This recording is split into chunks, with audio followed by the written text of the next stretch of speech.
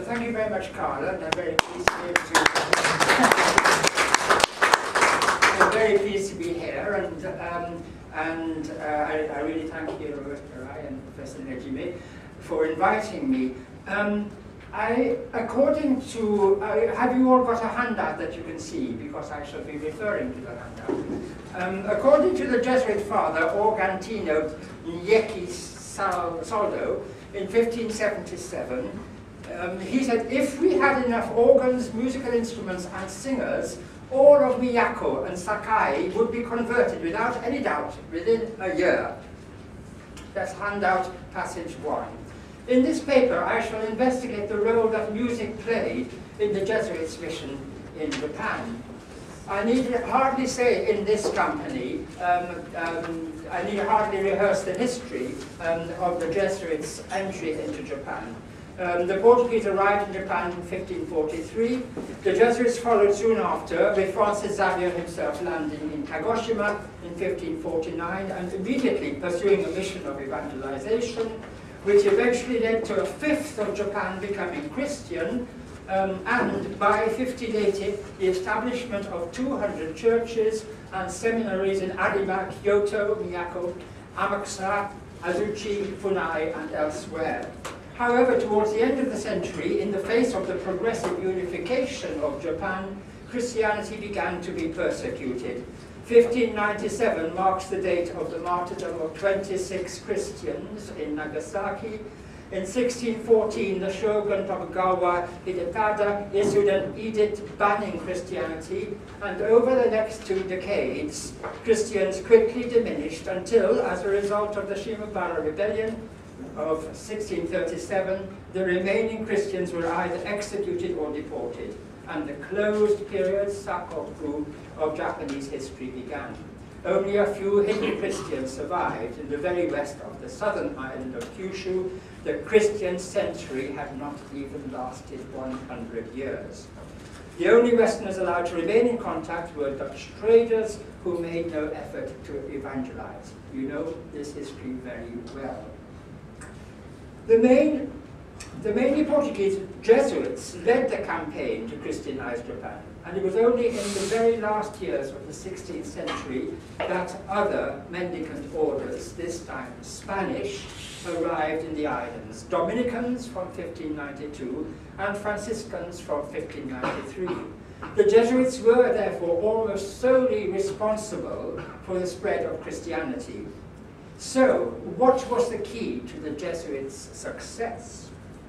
One could point to the political state of Japan, in which the central government was weak and samurai were at war with each other. One could point to the effectiveness of the Jesuits' preaching and the rigor of their teaching. But what I would like to talk to today is the role of music in their evangelization.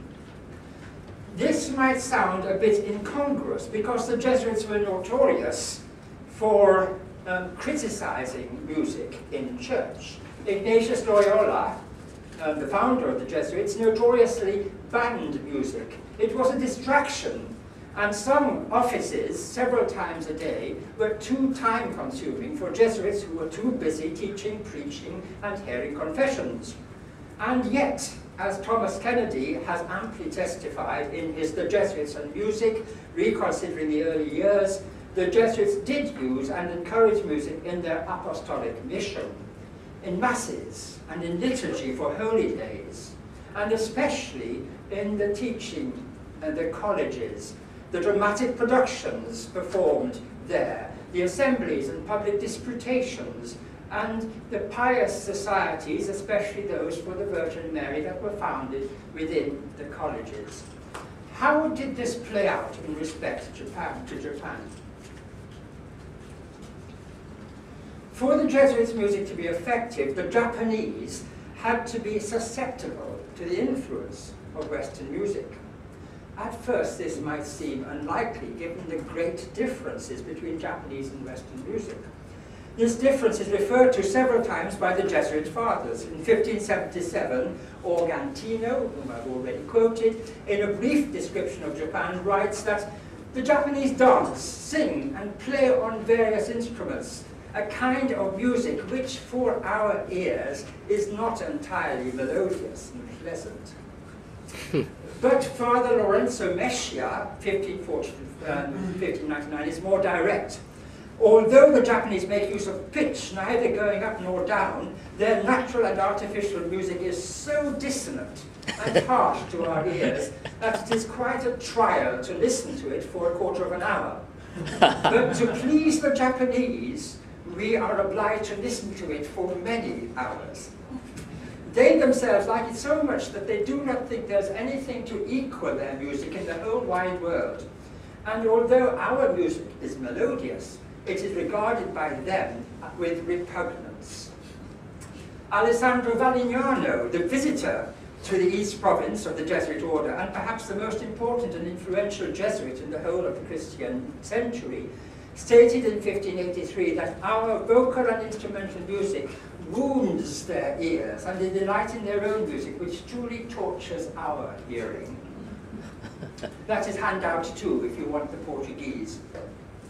Music features in the propaganda document advertising the riches and benefits of Christian society, namely the De Missione Legatorum Aponiensium ad Romanum Curiam, the diary, the so-called diary of the 4 Japanese princes who came to Europe in the 1580s and whose work, this diary, was translated by Edward de Sande and published and printed in Macau in 1590. Here you can look at handout 3. There's a whole chapter on entertainment, a whole colloquium on entertainment, in which music is described, Western music is described in detail. These boys, when they arrive back in Japan, are talking to their relatives who have not been to Europe. And one of these relatives, Leo, asks, do the Europeans have many musical instruments? And Michael, who was one of the princes, replies, many, and very pleasant ones at that. And he names some of them using classical and biblical names, dividing them into the instruments used by gentlemen and those used by the common people. But Linus, another relative who stayed at home in Japan, says, we were indeed greatly entertained last night when we listened to you playing musical instruments, but we were not aware of that sweetness, suavitas, that you claim. Michael goes on to say that our judgment, that's the Japanese judgment, is influenced by what we are accustomed to on one hand, and by unfamiliarity and inexperience on the other. So it's just a matter of getting used to the music of another culture. The most detailed account of the customs of the Japanese is that of Louis Froisch, who wrote a multi-volume Historia de Japon between 1551 and 1593 in Portuguese. Here we read a description of a festival in honor of the emperor in Kyoto in April 1559. You will see this description in your passage number 4 on the handout.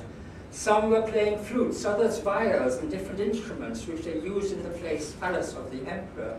For them sonorous and sweet, but compared with our music, dissonant and not very pleasing. So we have the same refrain, as it were, and repeated many times.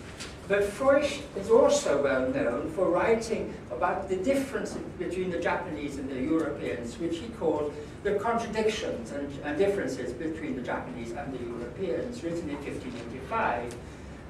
Handout passage number 5.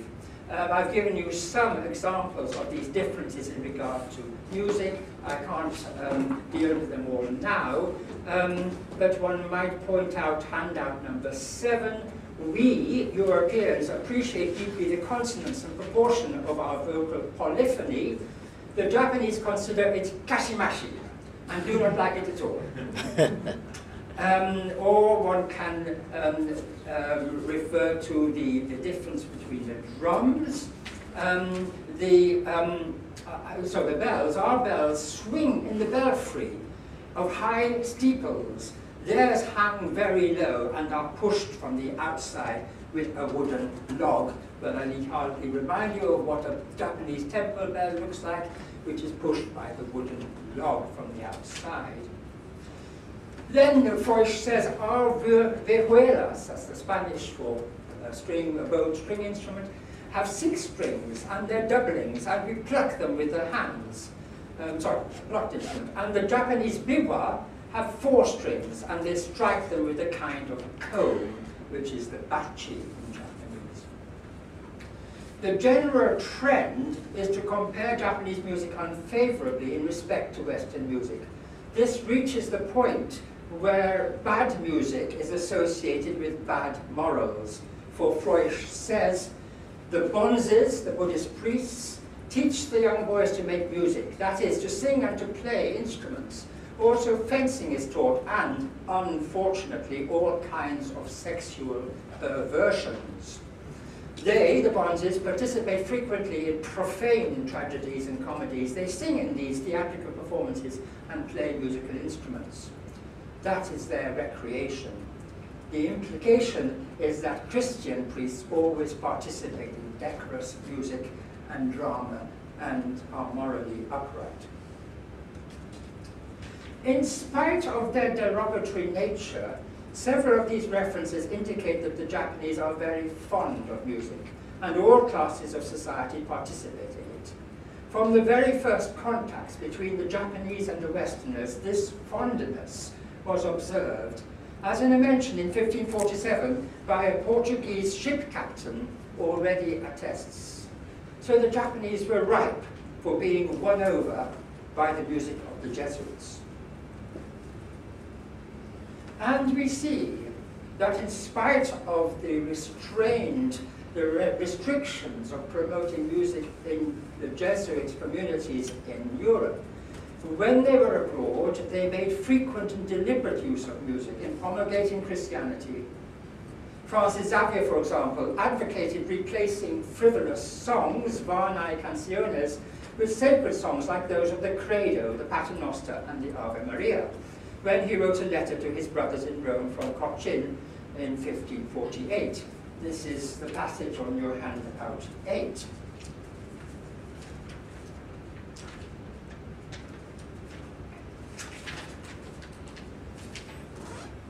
The Jesuits also promoted music in the dramatic performances that they put on in their schools throughout the Orient.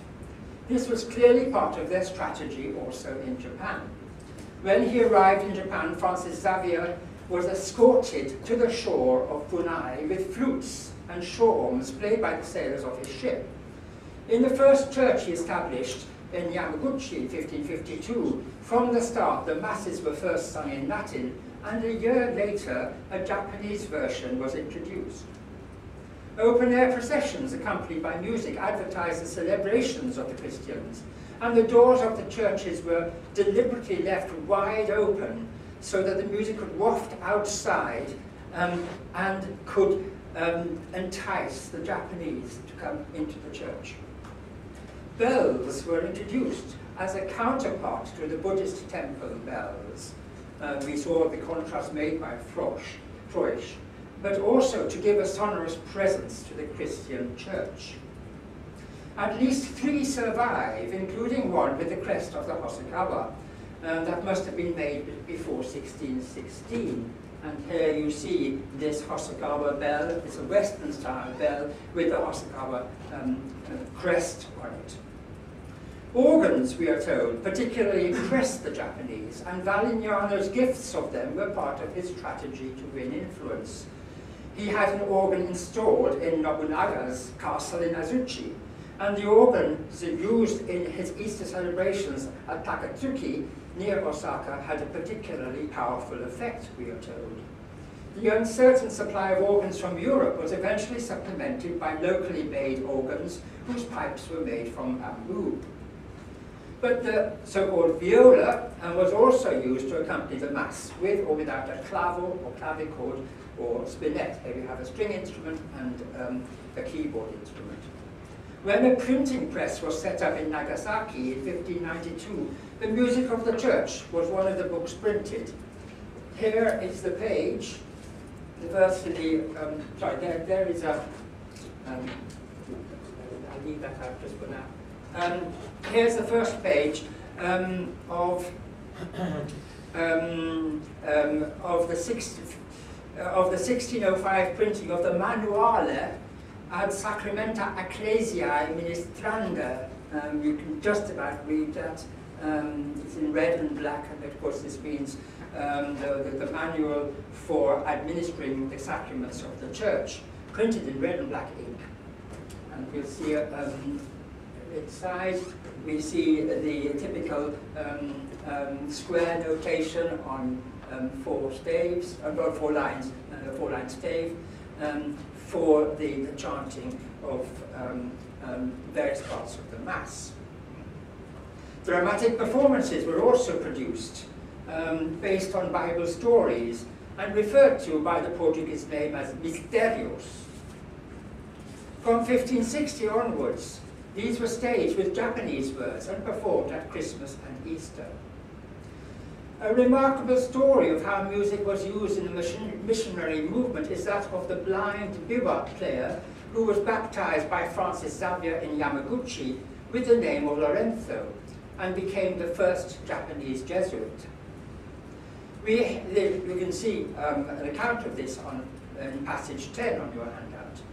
We hear of Lorenzo playing a viola, probably the biwa, or possibly a shamisen, a stringed instrument, and singing in the houses of fidalgos and on the topics of moral advice and Japanese history.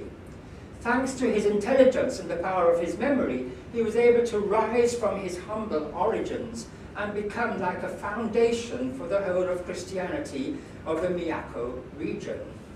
According to Louis Feucht, he gave up entertaining men, cum suas historias violas e practicas, and dedicated himself to serving the church by preaching. But he also became an accomplished organ player and used his musical talents in the service of the church. And here is a picture of Lorenzo, the blind man. There's the image of the Madonna and child in the background there, and his musical instrument, probably the shamisen, strapped to his back here. To make sure that music formed the backbone and the spiritual driving force to Christian culture, it was placed in a central position in Jesuit education in Japan. This was carried on at the seminaries of Arima, Miyako, Kyoto, Amakusa, Azuchi, adjacent to the Summarized Palace, Funai, and elsewhere. Latin, Japanese, and music are the only subjects specifically mentioned as being taught.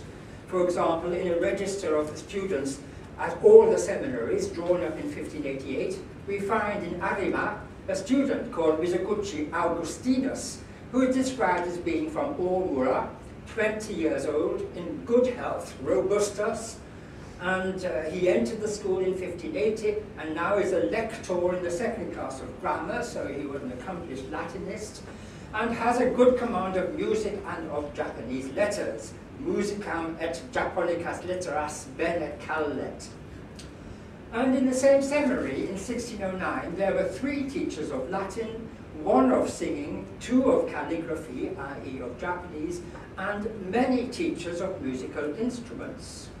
We have the names of some of the music teachers, for example, the Portuguese fathers Aita Sanchez, Guilherme Pereira at Funai in 1561.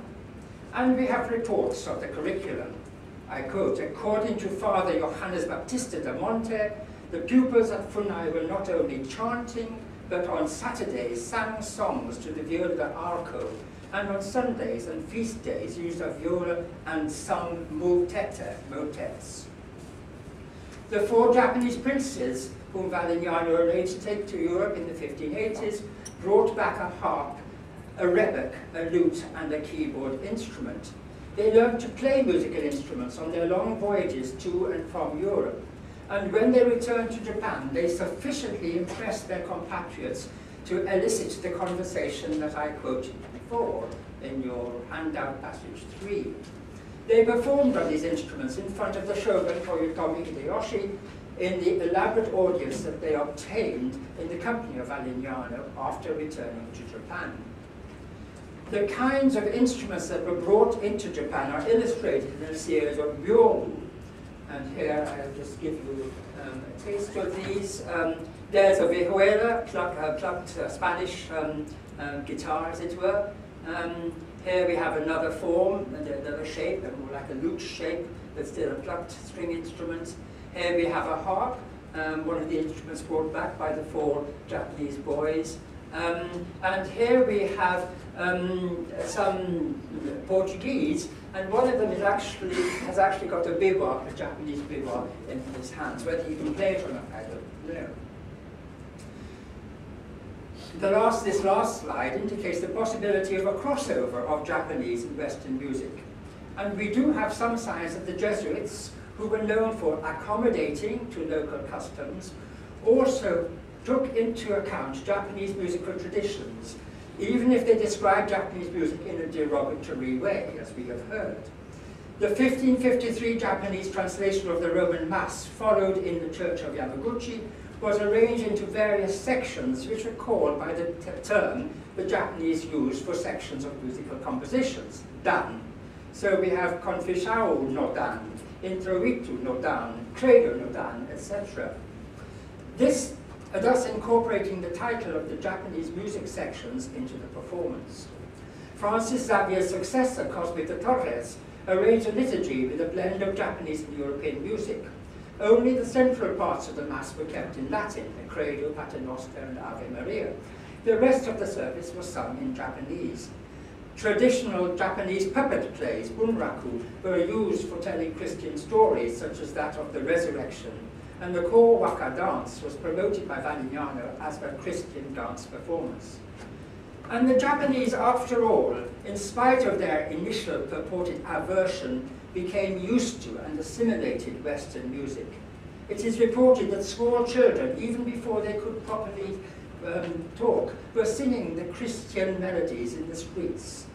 The music of the Jesuit Easter sequence, Victimae Paschali Laudes, became a folk song, and according to some, this formed the basis for the Japanese national anthem. I'm just going to demonstrate this. You have this again on your handout, but you can hear, I think, the similarity between a little bit of Gregorian chant, you could say, the Victimae Paschali Laudes.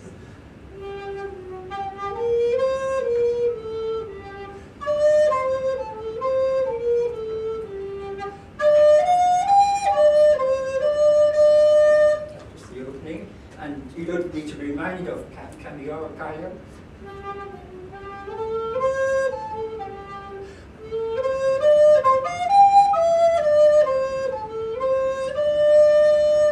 You can see the similarity there, or hear the similarity.